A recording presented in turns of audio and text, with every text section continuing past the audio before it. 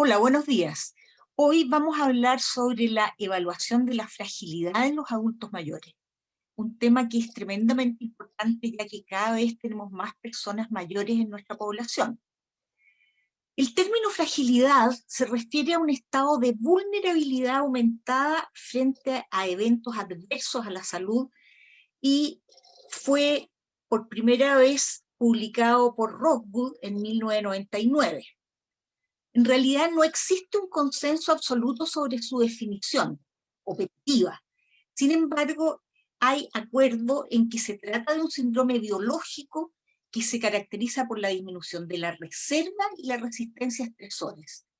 Todo ello resulta en una declinación de los sistemas fisiológicos y el problema es que causa vulnerabilidad frente a eventos adversos a la salud, tales como caídas, fracturas, hospitalizaciones, discapacidad, dependencia, institucionalización y muerte.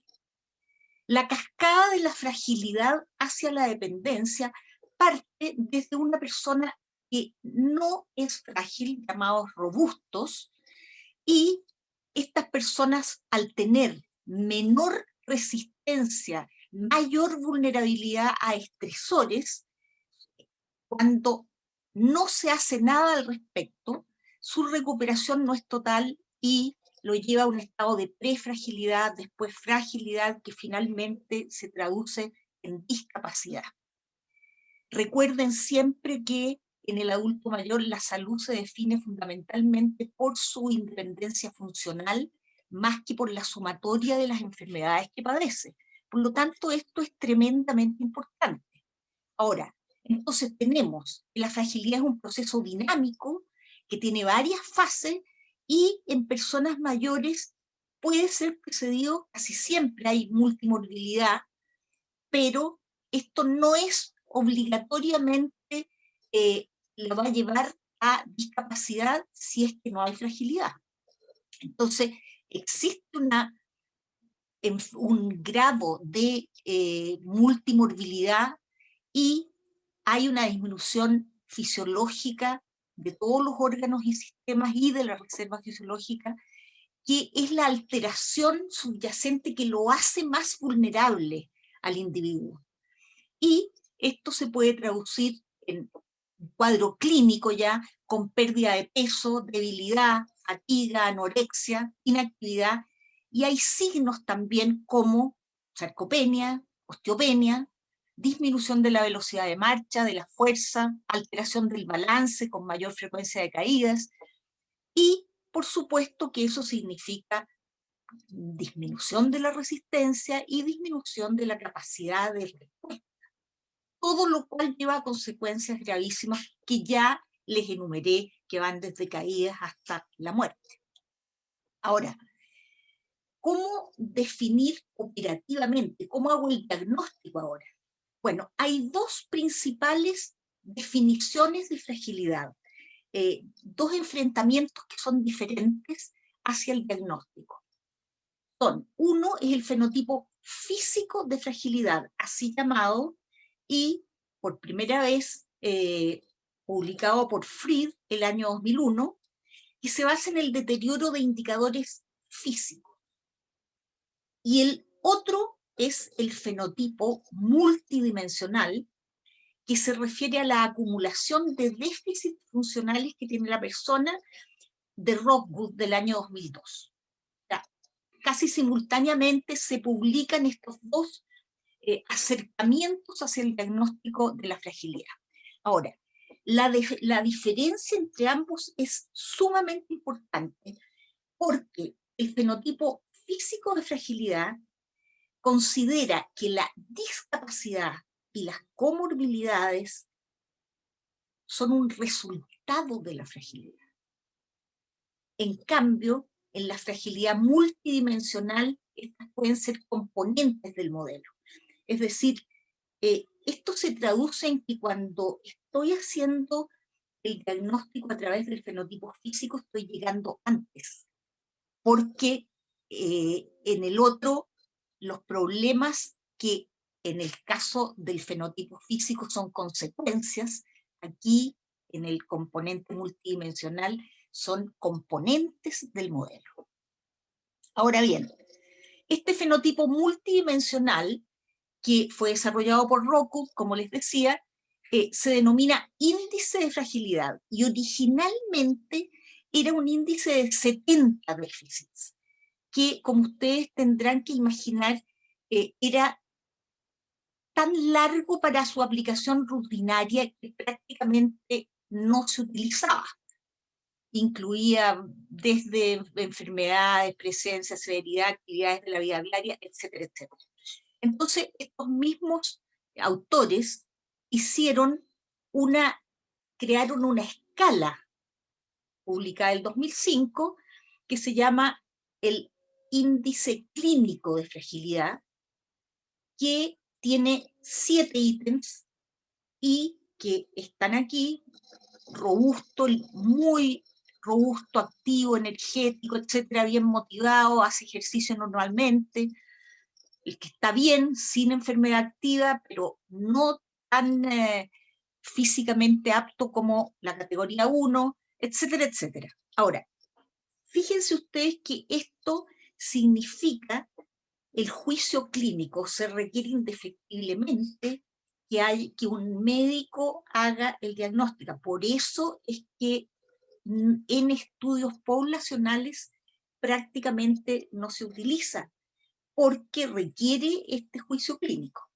Pero por supuesto que tiene muy buen valor predictivo de eventos negativos y se correlaciona altamente con el índice de fragilidad físico también. Ahora, considerando lo anterior, es decir, que con la fragilidad física estamos llegando antes a diagnosticar, y su diagnóstico es más simple para screening, especialmente en atención primaria, en general es el más utilizado. Y en estudios epidemiológicos es el más utilizado también. El año 2013, 6 de las principales sociedades científicas internacionales, europeas y norteamericanas sobre el tema, hicieron una definición, el año 2013, como les decía, y lo definieron como un síndrome con múltiples causas y contribuyentes, que se caracteriza por la disminución de la fuerza, resistencia y función fisiológica reducida, que aumenta la vulnerabilidad de una persona para desarrollar dependencia creciente y o la muerte. Ahora, entonces, según esta definición, fragilidad no es equivalente a discapacidad y puede ser prevenido y tratado con intervenciones oportunas. Esa es la tremenda importancia que tiene esta aproximación diagnóstica. Es por ello entonces que la detección precoz es fundamental para prevenir discapacidad y dependencia. Ahora, efectivamente, la falta de consenso en su definición se traduce en múltiples acercamientos. Y se han probado y validado diversos instrumentos de fragilidad en estudios epidemiológicos. Todos ellos predicen mayor vulnerabilidad ante eventos adversos, pero, y esa es una de las razones de que estemos hablando de esto aquí hoy, su aplicación en el ámbito clínico ha sido muy limitada. Entonces, una de las cosas que queremos es decirle: esto debe ser evaluado en el ámbito clínico ante una persona de 60 años y más, que es la mayor parte de la consulta. Ahora, el diagnóstico operativo, llamémosle, más utilizado es el de Fried, que describe entonces este fenotipo como un síndrome caracterizado por pérdida de peso no intencional, cansancio, disminución de la velocidad de marcha, baja actividad física y debilidad, es decir, dinamometría baja. Y define Fried la fragilidad como la presencia de 3 o más de estos criterios presentes, y denomina prefrágil al que tenga 1 o 2 de estos criterios presentes. Ahora, la aproximación, digamos, ya a nivel de atención primaria, y lo que nosotros hemos hecho y lo que hemos validado en grandes muestras poblacionales es, primero, pérdida de peso, pérdida involuntaria de al menos 5 kilos de peso en los 6 meses o un año previo. Segundo, baja resistencia. Eso se refiere a autorreporte de fatiga. Se ha sentido cansado, se ha sentido fatigado o exhausto. Les quiero decir que ese autorreporte de fatiga es el síntoma más frecuente de todos los 5 que hemos encontrado, y eso aparece así en todos los estudios nacionales por lo menos. Y también a nivel internacional en Italia hay un estudio que lo muestra así también. Lentitud de la velocidad de marcha, menor de 0,8 metros por segundo, y eso se traduce más fácilmente en demorarse más de igual o más que 4 segundos en caminar 3 metros. Y si no tiene el espacio, la facilidad y tiene la posibilidad de hacer el time up and go, tiene que ser menor que 10 segundos. El cuarto criterio de baja actividad física, que Linda Fried lo traduce con gasto calórico, es prácticamente imposible de evaluar en la atención primaria y que prácticamente en todo el mundo se ha operacionalizado con dificultad para caminar o para subir escala, dificultad para caminar una cuadra o para subir escala. Y finalmente la debilidad, que es una dinamometría menor o igual que 15 kilos en mujeres y menor o igual que 27 kilos en hombres. Estos son los puntos de corte para Chile que fueron hechos en una muestra representativa nacional de más de 3.000 personas mayores.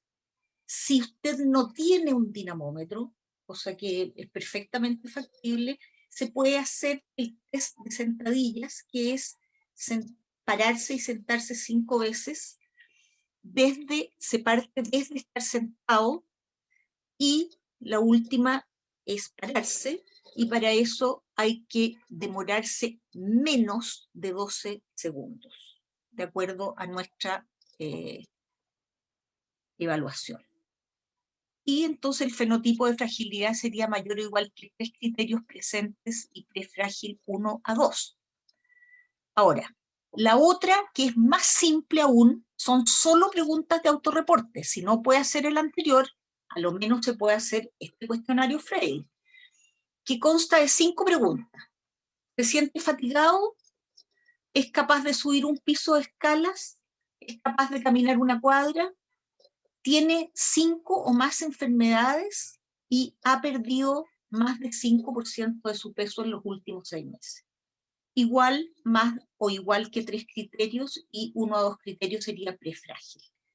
Ahora, nosotros en realidad lo validamos contra Fried y salió con una sensibilidad relativamente baja, bastante baja en realidad, pero muy buena especificidad.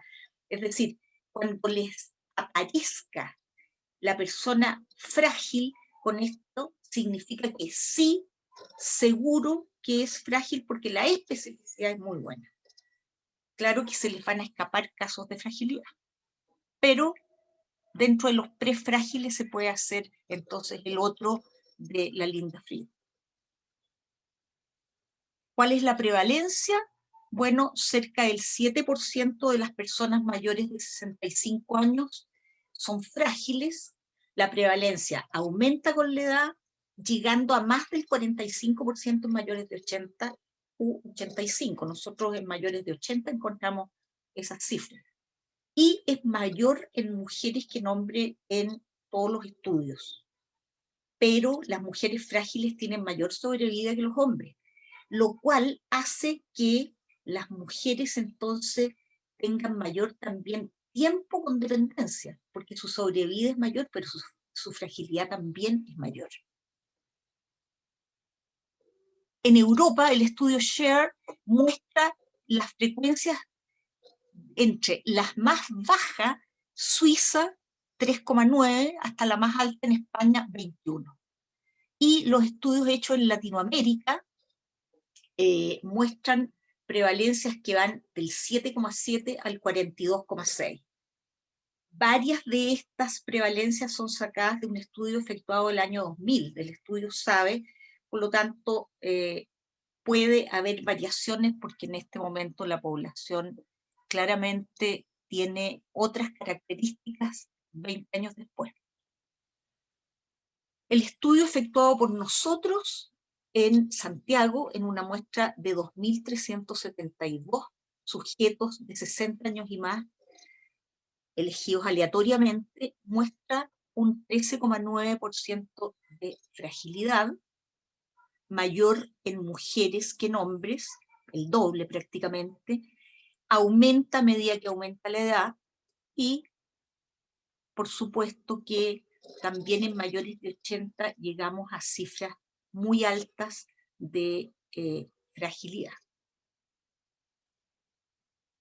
Los otros dos estudios efectuados en Chile, hay un estudio que está recién publicado en la Revista Médica de Chile, que está hecho con una submuestra de 233 personas que tenían las mediciones necesarias en personas de 60 años y más de la Encuesta Nacional de Salud, de la última encuesta, y que muestra una prevalencia total de fragilidad de 10,9, o sea, 3 puntos menos que lo que encontramos nosotros a nivel nacional, pero también prácticamente el doble en mujeres que en hombres. Ahora, el estudio efectuado por Palomo y colaboradores en la región del Maule, claro que este estudio está hecho en personas de 65 años y más, son 1.200 personas, encontró una prevalencia total de 24,6% de fragilidad, siempre mayor en mujeres que en hombres y a mayor edad, mayor prevalencia. Ahora, ojo porque uno de los elementos claves es baja de peso. Y entonces se tiende a descartar a personas con sobrepeso y obesas.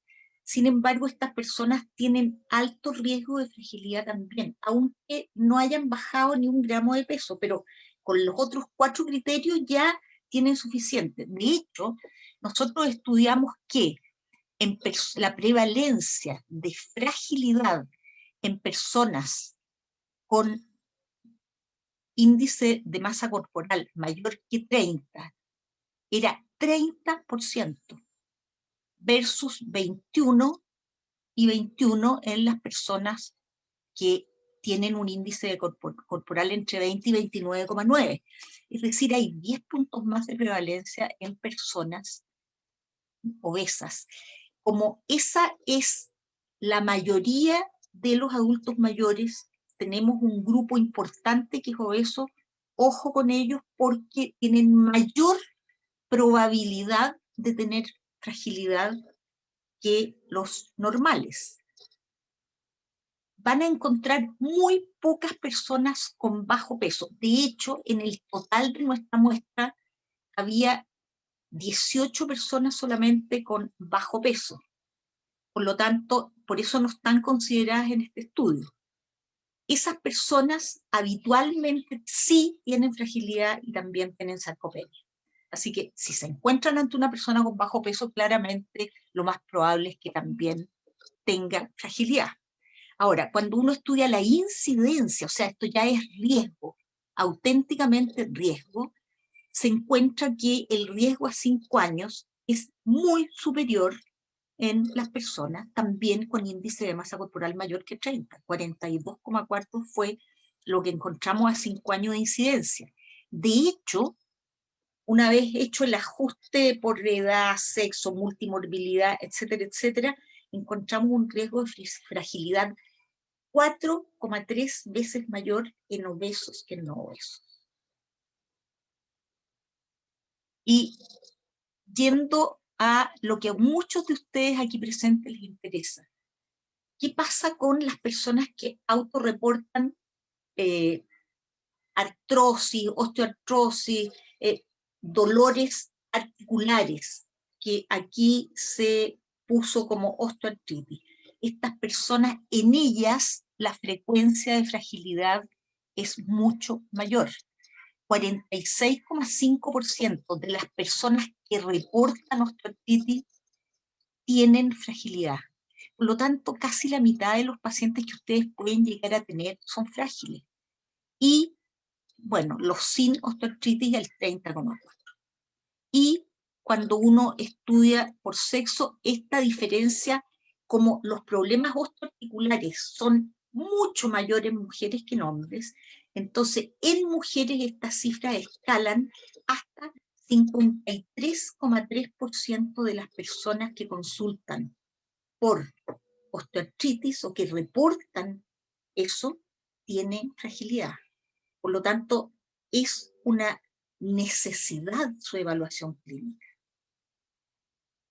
Las personas, cuando vemos la regresión ajustado por edad y por sexo, nos encontramos que el riesgo total es 39% mayor en personas con osteoartritis que sí. Finalmente, el riesgo de mortalidad es casi 3 veces mayor en frágiles que en no frágiles, y 56% mayor en prefrágiles. Y el riesgo de caídas es 3 veces mayor. Ahora, una de las críticas que se le hicieron originalmente al modelo es que no consideraba ningún aspecto de salud mental. Entonces, lo que nosotros vimos fue si el fenotipo físico sí se asociaba con salud mental, y claramente se asocia. Nosotros nos encontramos que el 55% de las personas frágiles tienen depresión, y el 41% de las personas frágiles tienen algún grado de deterioro cognitivo. Surge después del año por ahí, por el 2012-2015, el concepto entonces de fragilidad cognitiva, es decir, personas que son frágiles y además tienen el mini-mental disminuido, tienen deterioro cognitivo. Y nos encontramos con que de un total de 18,1 frágiles, el 13,9, o sea, había solo, si ustedes se fijan, un 5% o menos que no tenía problemas de fragilidad cognitiva. De hecho, un estudio hecho en el Reino Unido, en 143.000 personas, encontró que la incidencia de demencia se asociaba con el número de criterios de fragilidad presente. Eso está recién publicado.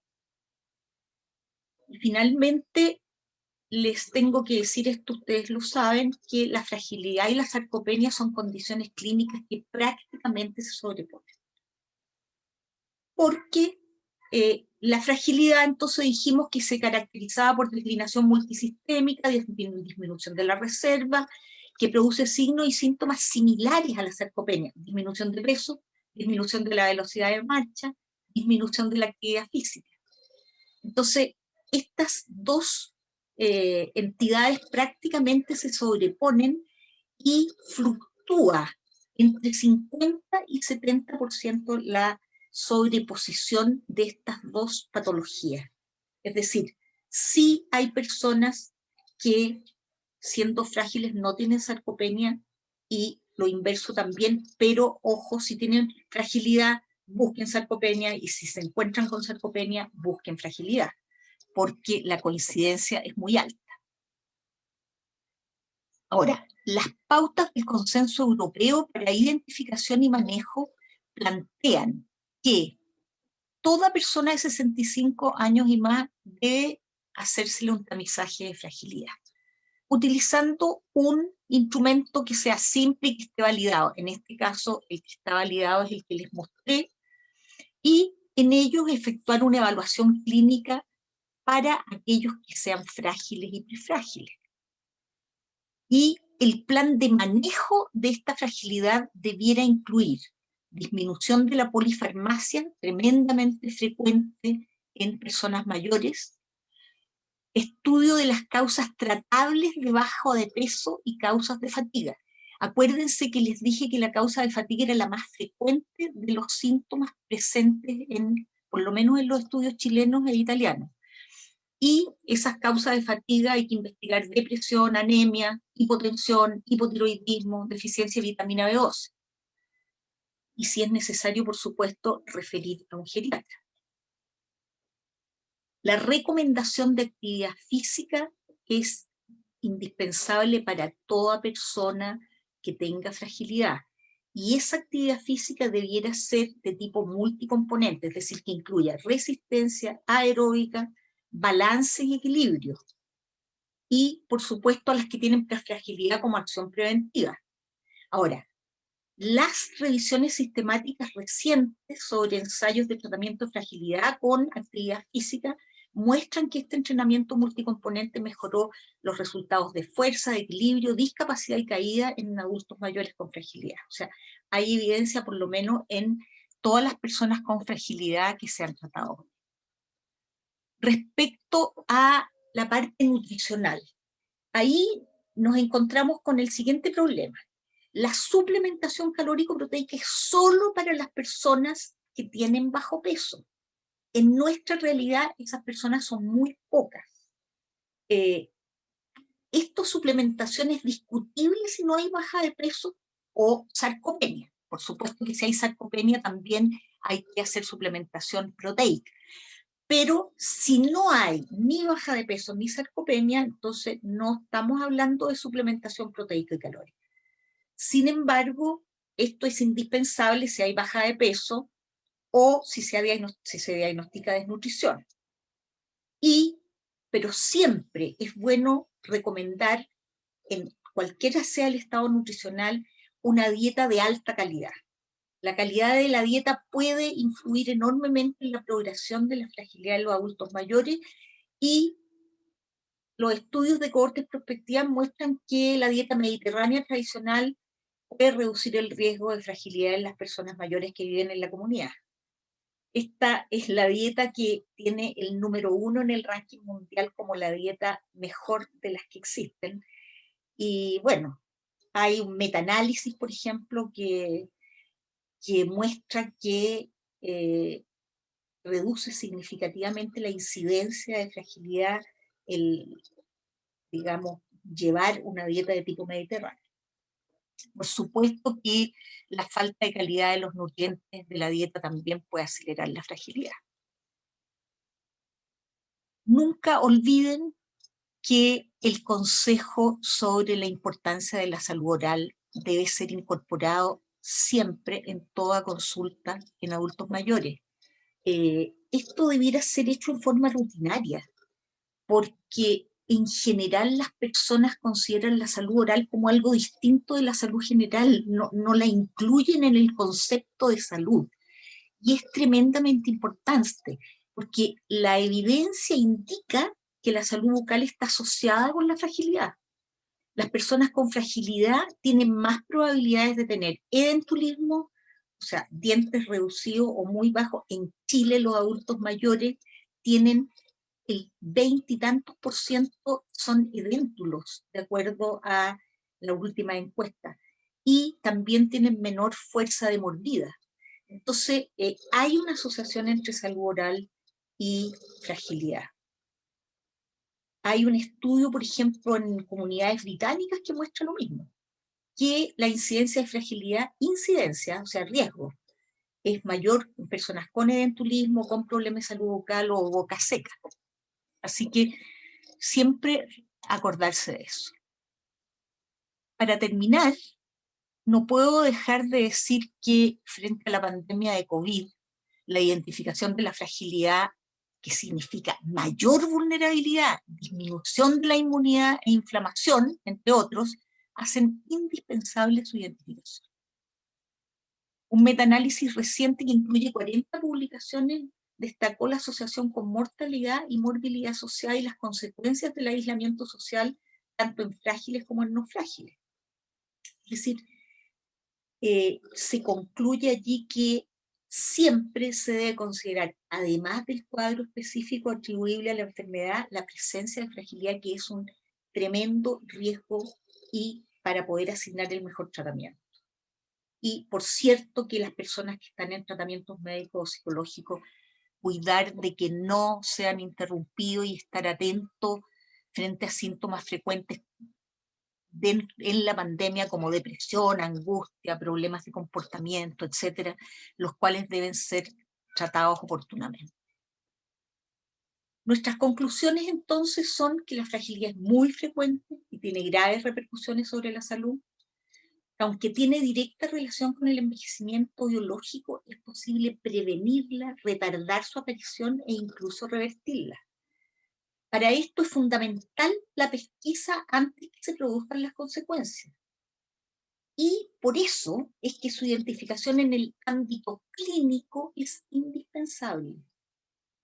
La nutrición adecuada y la actividad física a través de todo el ciclo vital son claves para su prevención. Muchas gracias.